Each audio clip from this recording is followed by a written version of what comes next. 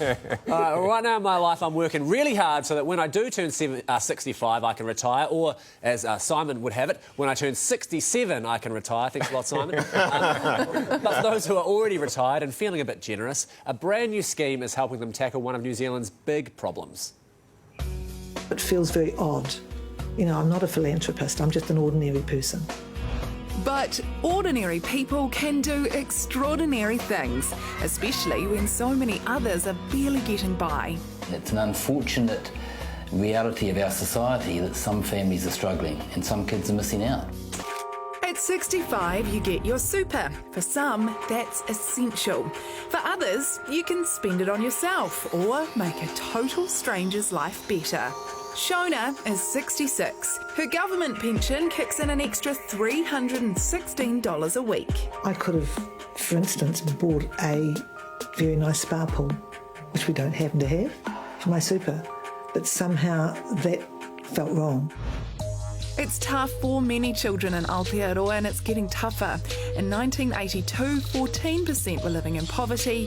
By 2016, that number ballooned to 28%. That increase is the largest in the developed world.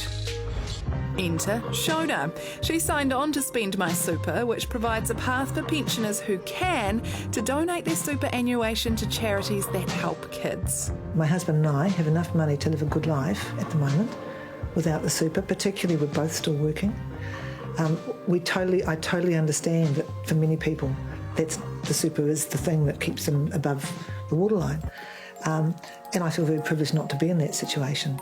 So it felt really uncomfortable to me at 65. I actually felt like the money's not mine. So that money goes to charities like First Foundation that supports young people with things like scholarships. Back then the thoughts were on supporting the family. Got to get a job, got to support the family. And I suppose the scholarship really helped me hone in on the future and set my sights on tertiary education. Annually, the government spends around $15 billion in payments from the super fund. Even just a small fraction of that can make a huge difference that changes lives, not just for a child, but for the adult they become. It enables you to be taken out of your comfort zone, and just the exposure to real-life experiences, and that is character defining, and I'm the better for it.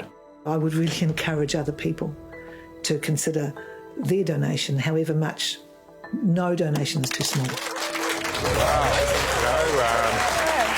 Big ups to Shona, in my view. Big ups to Shona because, you know, I actually think that people should be able to get super if they need it at 65, but there are so many people like her that just don't need it at 65, are keeping on working, and I just reckon that is a great thing that you're doing, Shona. Big ups to you. Yeah, totally right. And it goes to all sorts of places. First Foundation, which does scholarships, and you saw Eddie, who benefited from that, to Pillars, to Women's Refuge, all sorts of amazing organisations. So if that's ringing a bell for you and you're like, oh yeah, I could do a bit of that, spendmysuper.org.nz has some more information for you there.